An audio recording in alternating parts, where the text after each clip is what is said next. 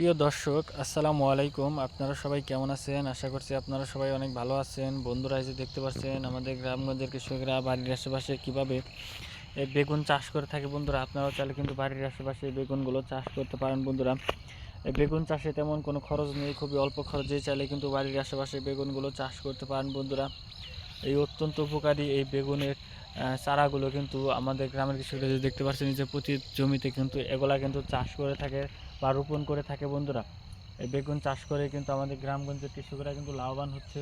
তো আপনারাও চাইলে কিন্তু এই বেগুন চাষ করে কিন্তু লাভবান হতে পারেন। বন্ধুরা, এই অত্যন্ত উপকারী এই বেগুনগুলো কিন্তু গ্রামগঞ্জের কৃষকেরা কিন্তু খুব সহজেই চাষ করে থাকে।